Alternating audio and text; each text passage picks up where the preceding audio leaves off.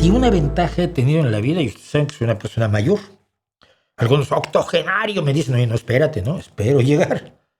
Otros me dicen, no sé cómo puedes estar así a tu edad. Y siempre me dan ganas de contestarles algunas de las vulgaridades que yo aprendí en mi juventud y me aguanto. No, ¿crees que estoy muy viejo para eso? Pues dice tu mamá que no estoy viejo para nada.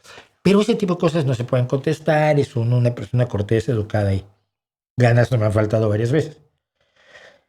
Pero si algo he tratado de hacer toda mi vida es no olvidarme de cuando tenía yo 17 años. Me pareció una época, no diré de oro porque sufría uno muchísimo, tenía unas broncas existenciales. Joder, no sabías ni cómo te llamabas. Eras consciente de tu ignorancia, pero no la podías reparar toda tan rápido como querías. En fin, no es, ay, la hermosa juventud. No, es jodido tener 17 años. Pero trato de acordarme. Cuando crié a mis dos hijas, siempre traté de acordarme lo que era tener 17 años, 16, 15, 13 y 20, ¿no? Y no asumir las actitudes facilonas de quien te sale con que en mis tiempos no pasaba eso. Mira, no seas imbécil, claro que pasaba. Claro que pasaba. Hay gente que te dice, ay, es que mis hijos no van de fiesta. Tus hijos no van de fiesta porque no los ves, pero van de fiesta. ¿A poco tu hijo va de fiesta? Sí, pero a mí me dice que va de fiesta porque sabe que yo sé que lo va a hacer de todos modos. Entonces he tratado toda la vida de mantener una visión joven, para lo cual me ha ayudado la información, el arte, el conocimiento, el ser, por ejemplo, la mayoría de la gente de mi generación no tuvo relación con la informática. Yo a los 23 años estaba trabajando ya con computadoras y esto también me sirvió para mantenerme al día en un montón de cosas. La mayoría de mis amigos son o mucho mayores que yo, que ya me quedan pocos, o mucho más jóvenes que yo. Bueno, contado todo eso, constantemente me encuentro con tonterías que se dicen sobre los jóvenes desde un punto de vista así como si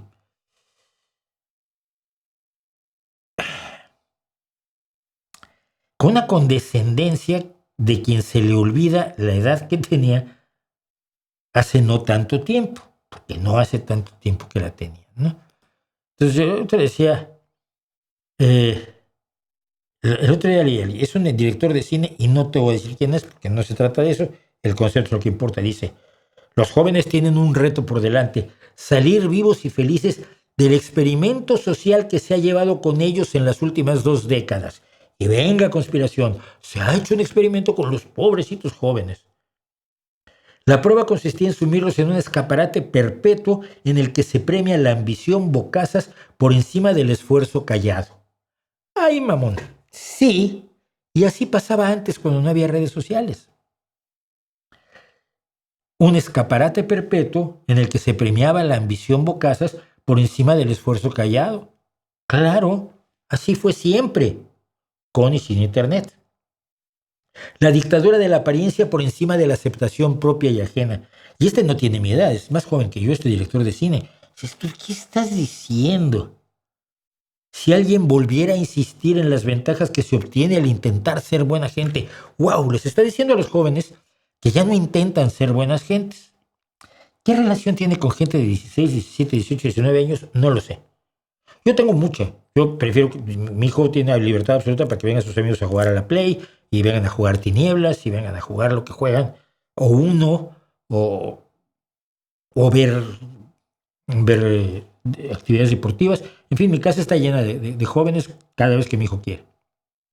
Hablo con ellos. Yo creo que intentan ser buenas personas. ¿De dónde sale este hombre?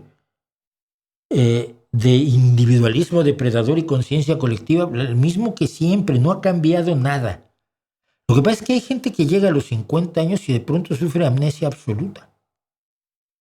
Entonces empieza a ver el mundo como si hubiera nacido ayer, pero con toda la experiencia que tiene a esa edad. Y muchas veces lo que te venden no es el futuro, lo que te dicen, tú como joven deberías hacer tal y cual, no es que te vendan un futuro mejor para ti en las condiciones socioeconómicas, tecnológicas que estás viviendo y que son inevitables. No, lo que te están diciendo es que regreses al pasado que a ellos les gustaba. Que en general el pasado es peor que el presente, en el 99% de las ocasiones. El pasado es horrible. El pasado de quien hoy tiene 16 años, el pasado mío a los 16 años, con respecto a un chaval de 16 años hoy, era peor el mío. Quizás circunstancias como la criminalidad en México aumentan una serie de cuestiones gravísimas, pero en términos de lo individual, están mejor ahora. Tienen una visión más amplia del mundo. Tienen a su alcance cuanto todos nosotros hubiéramos querido tener a los 17 años. Pero lo que tenemos es una posición tan horriblemente conservadora que depreda a los jóvenes tratando de evitar que estén al día en su realidad. ¿Qué quiero decir con esto?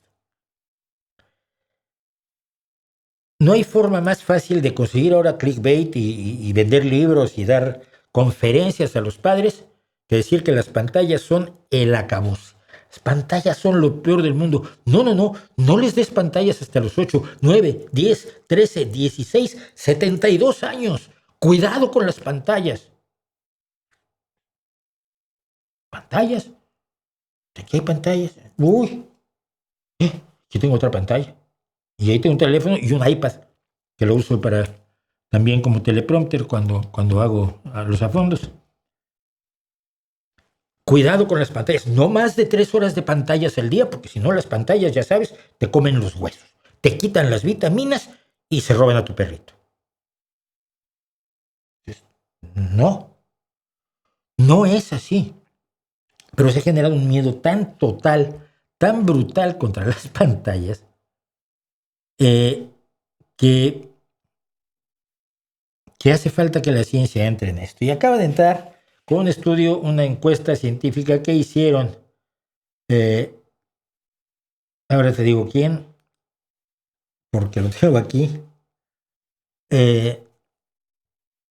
un estudio de niños de 11 a 13 años de edad en Florida, con más de 1,500 niños por todo el estado, entre la Universidad de Florida del Sur y la encuesta Harris, la Harris Poll, que es una empresa de encuestas muy seria porque utiliza los métodos estadísticos necesarios para tener la mayor certeza posible de que sus resultados son aplicables al resto de la población, pese a que la muestra en este caso es de 1,500 niños. Y estos investigadores analizaron una amplia gama de comportamientos, entre ellos el uso de smartphones y tabletas, la publicación en redes sociales, los hábitos de sueño, el ciberacoso, las experiencias con ciberacoso y el bienestar emocional. Encontraron que tener un smartphone para los niños entre 11 y 13 años, dije, en sí mismo no está asociado con una peor salud mental. De hecho, se correlaciona con resultados más positivos. A ver, tienes un elemento que te abre el mundo, que te permite acceder a gente de todo el mundo, que te permite acceder a la información de todo el mundo, a vídeos chistosos de todo el mundo, a información sobre peinados de todo el mundo, que tiene una riqueza enorme de conceptos, de colores, de música, de experiencias visuales, de experiencias auditivas, de posibilidad de aprender idiomas, de posibilidad de autoeducarte, cosa que antes solo se podía lograr yendo a la biblioteca pública. Pues hombre, era de pensarse que una estimulación sensorial cognitiva como la que te da la pantalla del smartphone o la del ordenador o computadora o computador o como le llamen en tu pueblo, pues hombre, iba a revivir tus neuronas, ¿no? Pues no, como son pantallas y como lo nuevo siempre es malo, los cómics iban a acabar con la juventud. No dejes que lean cómics, cuidado con los cómics. Vigila muy bien los cómics que leen tus hijos. Luego el rock, no, y con el rock, la decadencia moral de la sociedad. El cine, no, hombre, el cine, pura perversión, porno. ¿Qué más? La televisión, el desastre absoluto, la moralidad por los suelos. Y así, ya lo hemos vivido muchos años para darnos cuenta de que esas exageraciones no llevan a ningún lado. Ahora nadie te dice que los niños no lean cómics. Ahora son respetables. Pero a mí me daban una lata con los cómics.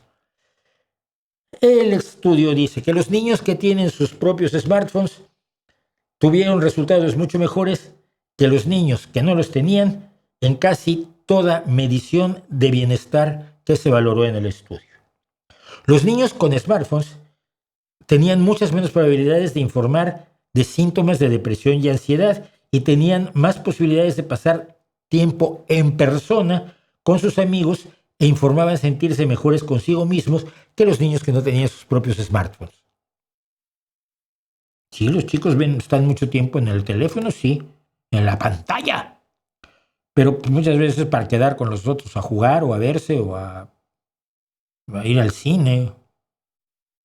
Sí interactúan con personas, no están interactuando con la pantalla en sí. La pantalla es un medio, no es un fin en sí mismo. A mí ya me pasó como persona mayor, voy con el teléfono en el autobús y una señora que hace falta ser como esta señora, una señora muy mayor, de cabecita blanca como yo, se acerca, me ve y me dice, pero ¿cómo usted también está con el teléfono todo el tiempo? Y yo, no, señora, no estoy con el teléfono, estoy leyendo un libro. ¿Por qué iba yo leyendo un libro? Porque yo no estaba viendo el teléfono, estaba viendo el libro, o un video, o un correo electrónico del trabajo. Gracias a eso yo, por ejemplo, podía hacer una traducción de 200 palabras en el segundo piso de la Torre Eiffel. Primera vez que fui a París, recibo un mensaje urgente. Ay, Mauricio, ¿puedes traducir estas 200 palabras? En el teléfono, dije sí. Entonces estábamos en el segundo piso de la Torre Eiffel en París, compré unas Coca-Colas, hice la traducción y seguí yo mi viaje. Los esfuerzos para limitar el uso de medios digitales entre los niños no parecen estar funcionando, ya que más del 70% de los niños de 11 años encuestados tienen su propio smartphone y muchos de ellos lo obtuvieron desde los 8 años y medio. Y no se han vuelto locos. Y no han salido con un hacha a matar a sus vecinos. Publicar de manera pública en las redes sociales, algo que yo le he recomendado a mi hijo no hacer. Es decir, tienes tus seguidores, escribes para tus seguidores, pero no hacerlo públicamente porque te expone. Se asoció con varios daños. Los niños que publican frecuentemente en plataformas de redes sociales tenían 2 veces más probabilidades que los que no lo hacían nunca o casi nunca de informar de síntomas de depresión moderada o de ansiedad, además de problemas de sueño. ¿Por qué? Por el ciberacoso. Los cibermatones. Es a todos los que conocemos y tenemos alguno aquí, ¿no? Algunos por aquí tenemos que tener. Este es el estudio, por cierto, Life in Media Survey. El problema no es la pantalla, es el acoso. La pantalla es el medio sobre el cual te acosan. Y cuando te acosan y tú eres niño, te jode. En pantalla y en la vida real. Es que ahora nos preocupa el acoso. Pero cuando a mí me tenían frito toda la primaria, un miserable, luego era médico el tío, increíble, que me hizo la vida imposible, a nadie le importaba que hubiera un matón acosándome, hostigándome y burlándose de mí 24 horas al día, 7 días a la semana. Y no necesitaba un smartphone para hacerlo, lo hacía en vivo. Hasta el día en que me cansé, le solté un sopapo y se curó. No sé, era como una... Pero pasaron años para que me atreviera a darle el sopapo. El problema es el ciberacoso, el problema es el acoso, no el medio por el cual se da. Lo que hay que combatir es el acoso, no la pantalla. Es como decir, oye, me pegan cuando voy a la escuela, pues no vayas a la escuela. Oye, no, es que ese no es el puto problema, el problema es que me pegan. En fin. Incluso la cantidad más pequeña de ciberacoso, como llamarle a otra persona un nombre ofensivo en línea, se asocia con resultados adversos. Sí, y si te lo hacen en vivo también. Nuevamente el problema no es el smartphone. 6 de cada 10 de los encuestados dijeron que enfrentaron una forma de ciberacoso en los últimos 3 meses. Esos niños tenían más probabilidades que otros que no tenían acoso de sentirse deprimidos muchos días el año pasado, enojarse o perder los estribos y encontraban difícil dejar de usar la tecnología. Todo esto es lógico, todo esto es razonable, todo esto es lo que vemos realmente todos los días en el uso de las pantallas. Pero a los jóvenes les dicen que no están danzando con Satanás. No, no lo están haciendo. Son jóvenes. La forma de ser joven ahora pues, es distinta a las formas de ser jóvenes anteriores, por suerte. Pero si ustedes son jóvenes, que yo sé que tengo poco público joven, pero bueno, ahora que Víctor sube mis cosas a TikTok, tengo más público joven. Si ustedes son jóvenes, no hagan caso. Hay muchos adultos que ya se olvidaron de cómo ser jóvenes, de lo que se sentía y de cómo se vivía ser joven. Y hay otros que tienen muchísima envidia de ustedes, porque ya no son jóvenes y no son capaces de pensar como joven, porque finalmente la juventud la tienes entre las orejas. La arruguita y el pelo pues, son accidentes. El paso del tiempo es inevitable, el envejecimiento sí es opcional.